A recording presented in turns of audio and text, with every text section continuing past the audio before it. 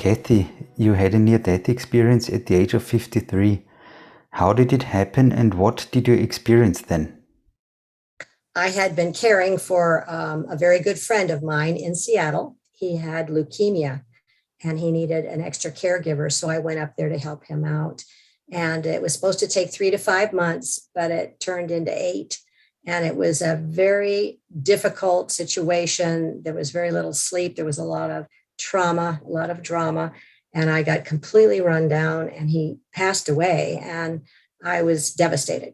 So there was a terrible flu going around akin to COVID and I caught it and I got pneumonia and then went into ARDS, which is acute respiratory distress syndrome or lung failure. So they put me in a coma for almost 3 weeks, not knowing, didn't think that I really was going to make it. And during that time, they, just before they put me under, they told me that they were going to give me something called white amnesia and that I would remember nothing that happened while I was in this coma. It was physically impossible. They just wanted me to rest and, just go to sleep and I wouldn't dream, nothing. So I said, sure. But I don't know how long into the coma I was. I woke up, I became conscious and it was pitch black and I couldn't hear anything or see anything. And I was totally confused. It was like being in a closet. And I didn't know if I was standing on something or sitting or laying down. So I just sat there or stood there. I don't know. And eventually it became foggy, kind of a reddish glow. And I started hearing like screaming and shrieking. And it got hot and it started smelling really bad. And I thought, uh-oh, and all of a sudden this voice, deep, horrible voice just boomed out of the fog at me and said, do you know where you are? And I was, my mind was just going crazy. And I thought, oh, I hope I'm wrong. And I said, hell? And it went, wah, like this demon. And I just took off. I just ran into the darkness. I was scared beyond belief. And that's when the experience really took off. It was very strange. It was like movie sets. I would find myself, like originally I found myself in what looked like a burned out major city like New York. And the buildings had fallen over in places and there was fires and rebar sticking out of the concrete. And I was just standing there in the middle of this and, terrified. I didn't know how I got there or what was going on. So I hid behind a great big rock and I noticed someone else, I couldn't tell what it was or who it was, crouched down, and I just kind of yelled out and said, hey, why don't we get together and maybe we can find some shelter or food or something. And this lonely voice came back and said, we are all alone here. And I was so confused and I thought, well, okay. And to shorten it up, there were like creatures out there. I couldn't see them. I could just see the shadows of them and I was frightened. And so I tried to run to get away. I tried to climb up a wall and I fell. And all of a sudden, the scene changed into a different one. And this happened over and over and over. And they seemed to get progressively more terrifying and frightening. And I was trying to survive. At no time, Andreas, did I think I was dead. I felt completely alive. And people say, well, didn't you look down and you didn't see your body? Well, how often would you do that? No, I did not. I was running.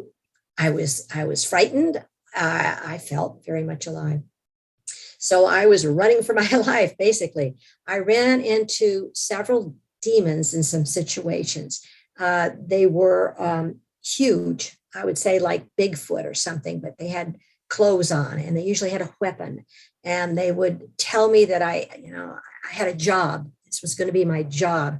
And I just wanted to get out of there. I thought, well, I'll play along. I played along with a lot of this stuff just to find a door out or find somebody that could help me. I just thought I have to stay alive. So there was one particular one. It was, it seems small, but it was, I found myself with this big demon, and he said my job would to be cut down a blackberry field. I don't know if you know about blackberries. I'm sure you do. And as far as I could see were these big canes, these big vines. And he says, if you can cut those all down, you can get out of here. I promise you. And I said, okay, yeah, but with what? And he gave me these little tiny children's scissors to cut them, and then laughed. And I thought, well, he's playing with me. He's not, not a nice person. Wasn't even a person. So I tried to cut the vine, and I was getting all scratched up, and I finally got one cut. And I thought, well, okay, this is going to take some time, but it grew back as soon as I cut it. And I looked up at this demon, and he just started laughing and laughing. And I thought, well, you know what? I'm not going to let him get the best of me. So I reached down to cut again. And when I did, the scene changed again. One of the more terrible ones for me, and this, I don't want to freak out your audience, but this is what I experienced. I found myself in a hospital, and that's what it looked like. It was a long corridor, it was brightly lit, and there had doors on either side. And I had to get my bearings, and I thought, oh, doors is good. And I started to go, I didn't know which door to go to. So I looked up, and here's another one of these great big demons. And he's coming full blast down the hall with a big club thing. And I thought, okay, I got to make up my mind. But he was right there in my face. And he says, this is your new job. And I says, oh, yeah. And he says, yeah, you're going to go in that room over there, and you're going to take what they give you, and you're going to take it over that room over there and drop it off. And then you're going to keep going back and forth and back and forth. And that's your job. And I thought, well, okay, I'll play along. Yeah, so I thought I'll go into that room. Maybe there's a door out, or maybe somebody can help me. I went in there, and it appeared to be a place where they were doing operations or procedures. And one of the doctors raised his hand up, and it was all bloody, and he was all bloody. And you may want to clean this up when you translate it. But they were doing abortions on ladies. And I was definitely an anti-abortion person on earth. And I'm a Catholic. I was born and raised a Catholic, and that was just not okay in my religion. So he handed me this poor little chewed up, cut up baby and said, go. And I went into the hall. I was in shock. And that demon pointed to the other room and says, get in there. And so I went in, and Andrea says it was this huge, huge room with just piles and piles of these little bodies. And I put it down, and I went back in the hall, and I said, I'm not doing this. This is wrong, and I'm not going to do it. And he says, oh, you don't know what you're bringing on yourself now. And he raised his club, and I closed my eyes, and boom, I would find myself in another place. The thing that made it such a lengthy experience, and when I got back and had time to really think about everything and every detail and everything that happened to me, I felt like I'd been there about 2 years, where actually, well, there's no time on the other side. It's just this eternal now. So you never see a clock. You don't have a watch. The sun doesn't come up. It's just always dusk and smoke, and you can barely see. But I was on this road, this like eternal road. At some time, I thought, what am I on a treadmill? I mean, is it just going around and around? Because there was nothing except rocks and this dirt road. And occasionally there'd be a big pile of rocks, and it was dusk. You could barely see. And the road only went one way. And so I had to keep going, and I was tired, and I was trudging, and I was scared, and I kept looking behind me to see if something was creeping up on me. And I came to a spot that it was weird. I saw 2 live people down there. They were relatives of mine in 2 different situations. And I had an interaction with each of them, and they were mean to me there. They wouldn't help me. And it was interesting, when I got back, I knew I had to give these 2 people a message. And that's really tough when you go up to one of your relatives and say, I saw you in hell, and I got a message for you. It kind of freaks them out. So there were 2 relatives that are still alive. Alive, yeah. So that when I figured this whole thing out later, it came to me why that happened. But I did have to give them both messages. One of them, she didn't take the message well, and she stopped talking to me, cut me off. She was a person that was very concerned about how she looked, but the inside of her, she was a very mean person most of the time. And that was a message I said, you really would need to work on that. And the other person, did you know that already from your physical life, or because you have seen their soul in this hell place? In the experience, she was in a beauty parlor, looking good, fixing her hair, doing all of that stuff.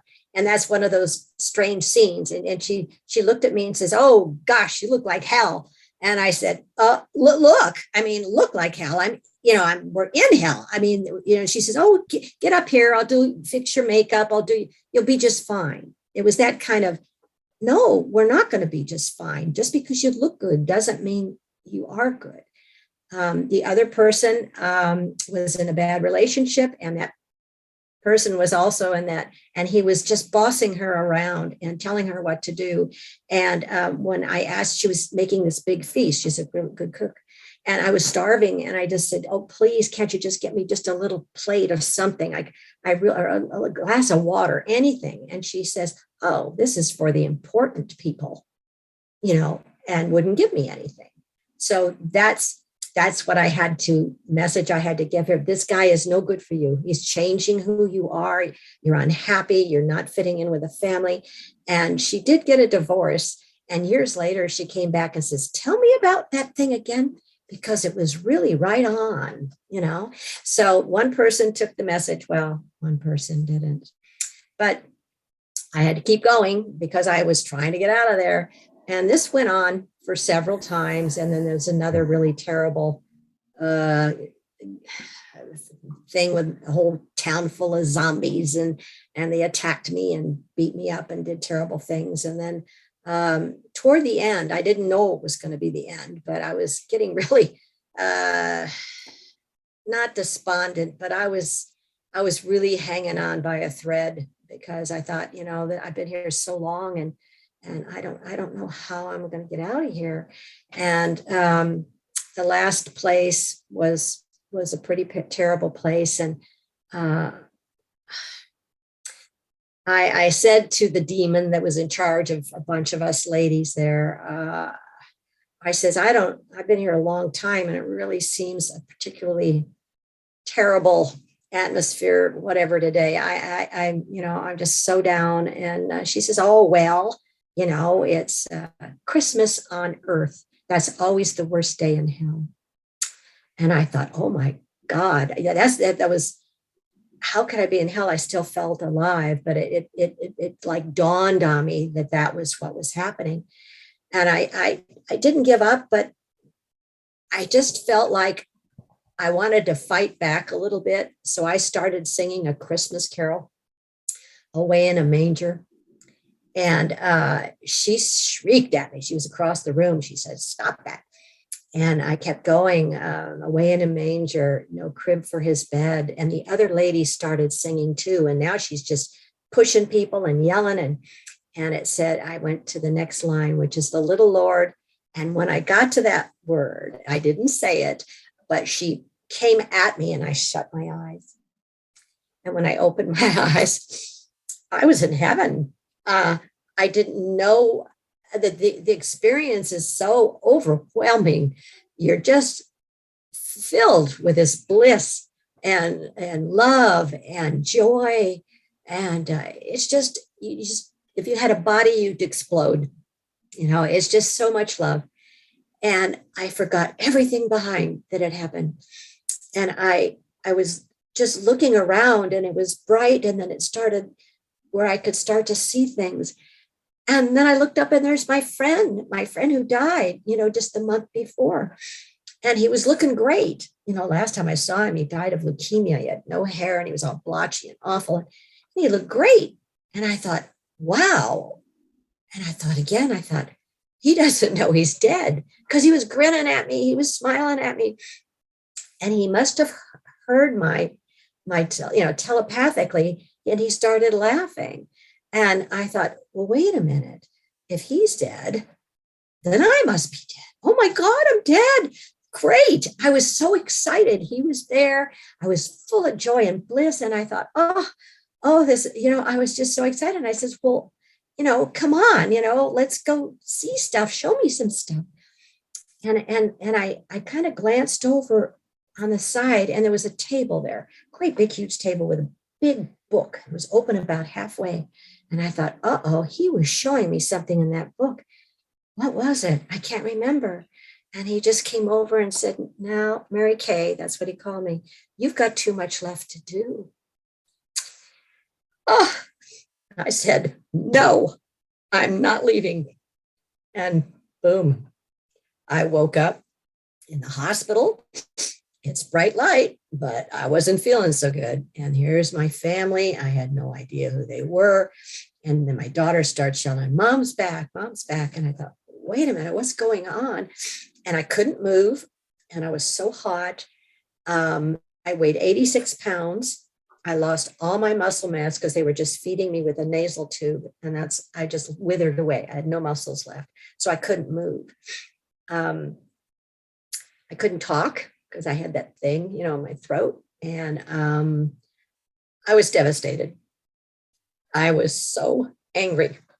And it's been, 20 years, still pisses me off. You can clean that up. I did not want to be back. But I was, and I was told I had too much left to do. And so I'd been 3 weeks in CCU, and I had to stay there another week. And then I was in a rehabilitation hospital so I could learn how to walk and talk and feed myself and crawl and do everything, because all my muscle memory was gone. It's like an infant. I had to learn everything, even swallow food. I had to learn how to do that. So that was another month of that. And then I finally got out of there, and it took me, a good year to try and build my strength back. And all this while, this horrible memory, every second of that memory in hell was haunting me. And it took 10 years for me to find, nobody wanted to talk to me. Nobody wanted to talk about it. My family, nobody wanted. You went to hell. They say, oh, you must have been a bad person. I wasn't, I was so confused. So it took 10 years to find IONS. That was in Seattle. And I met Kimberly. And all of a sudden, here's all these people who had been on the other side, but none of them like mine. And I thought, I don't fit in, why am I the only one that went to hell? But eventually there were people like Nancy Evans Bush and Howard Storm. I found their books and met Nancy at a conference.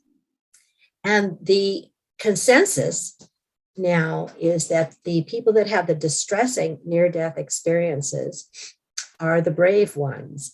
They're the ones that can go through this experience, come back with lessons to share so that other people don't have to go through this. And the lesson I've learned over the last 20 years is that God is all loving, all forgiving, and would never condemn anybody to hell. So that leaves, why was I there?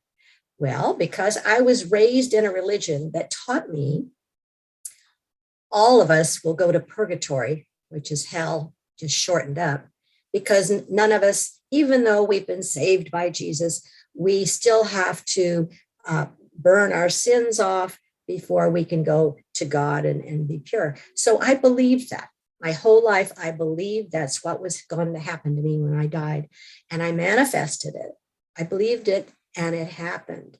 And so one of the things I've been sent back to say is it's not true.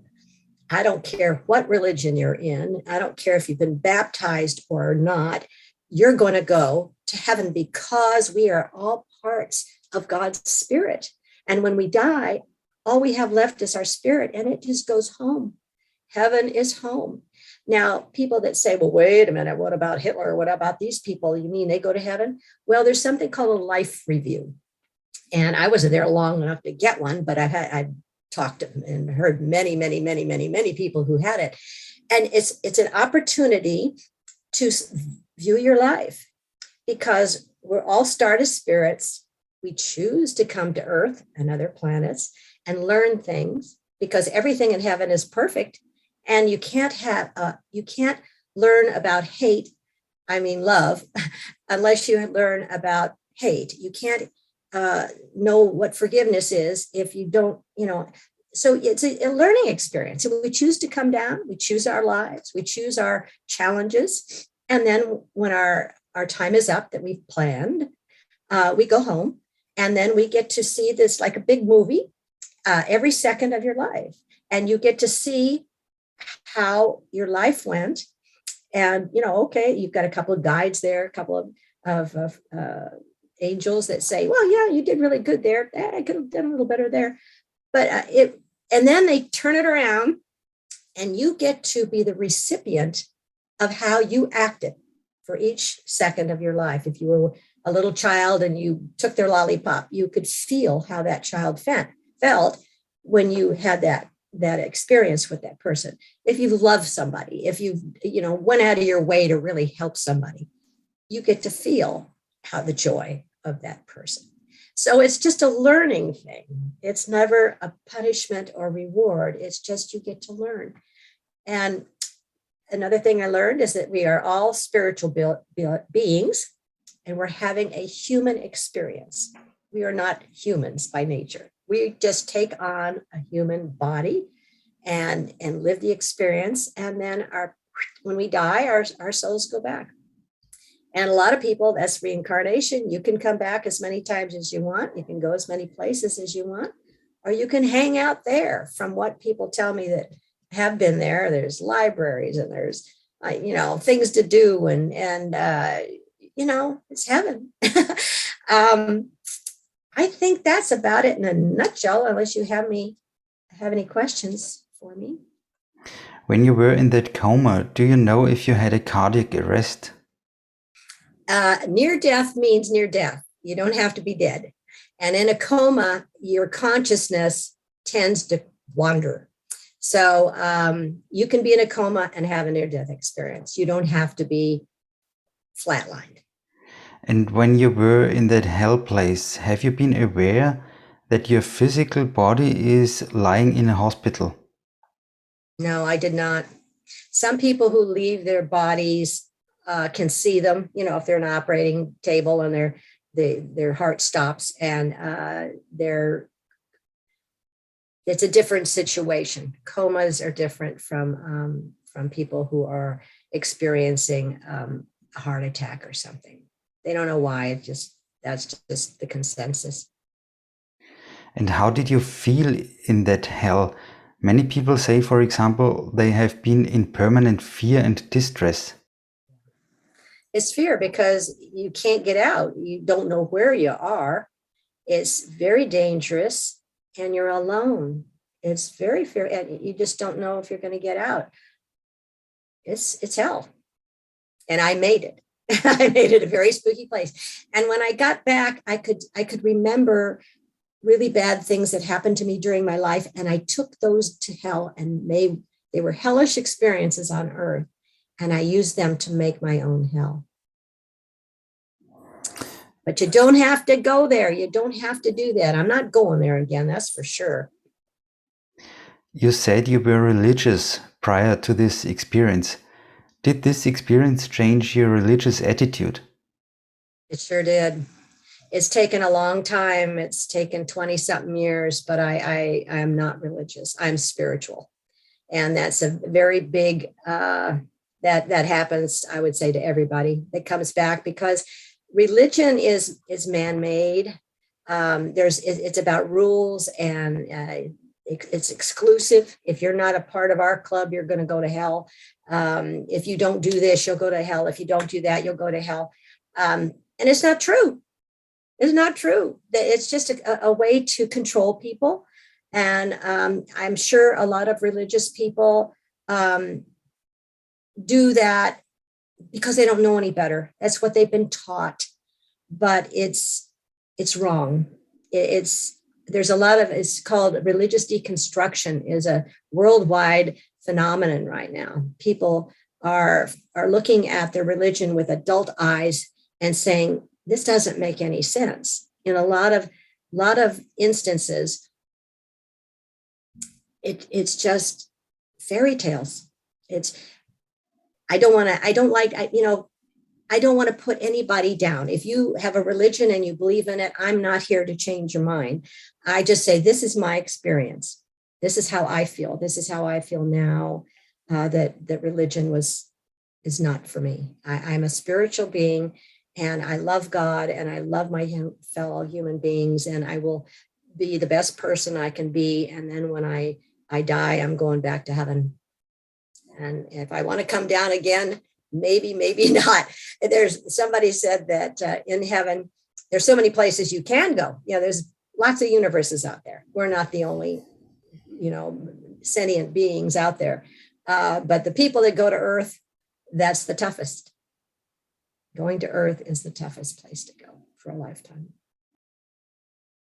So you're not religious anymore. You call yourself spiritual, but you still use the word God. Religion has nothing to do with God. Really, I mean, it's supposed to, but it's mostly about rules and what you have to believe. And the Bible says this. And being spiritual means I recognize that I'm a part of God. I'm a piece of God. That's who I really, really am. And nobody can touch that. Nobody can take me away from God. Nobody can tell me you can't go to heaven. No. I know that for me, religion just doesn't fit. It's too constraining. They ask me to believe things that I know are poppycock. I'm not going to do it anymore. Then what is God for you now? How would you describe God? God is love. Period. God is love. The most love there is God. And God is, I remember going to, when I was a little kid, and you went to school, you say, what is God? God is love. Where is God? God is everywhere. Those are the two things that they taught us that are totally true. And God is the universe. Nothing exists that isn't part of God. God just made everything. And science is starting to show, how the molecules are held together, and it's all energy. God is energy and love. And it's just too simple for a lot of people to just accept. You mentioned Howard Storm. As I know, he was an atheist. He did not believe in an afterlife and in heaven and hell. So why do you think did he have this experience? Because he didn't believe in it. Right. But somehow, whether you believe in it or not, you're inundated with it. I mean, movies, and Christmas, and, we just accept. I don't know. I can't explain Howard. He did go to hell. But the majority of people that are atheists, didn't believe in God or anything. Well, God believed in them.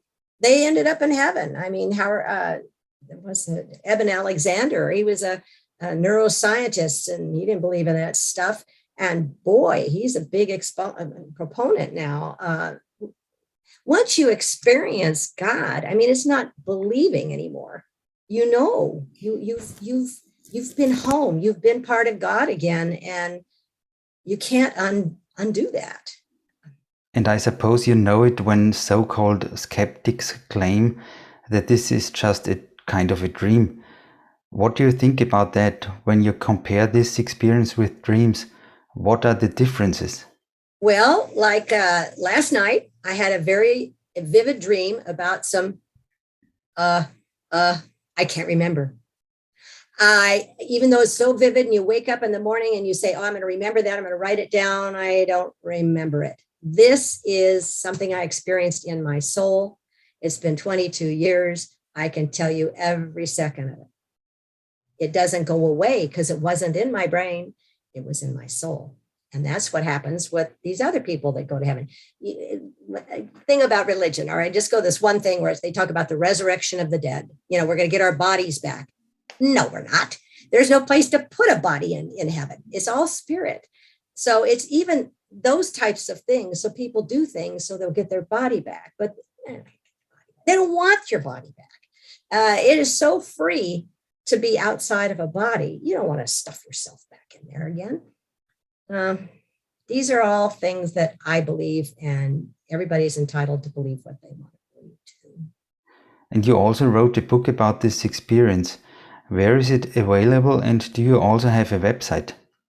I do. It's the name of the book is Misfit in Hell to Heaven Expat, and the website is thenameofthebook.com. You can find it on Amazon, Barnes and Noble, any place that sells books. Kathy McDaniel, thank you very much for sharing this life-changing experience with us. Thank you.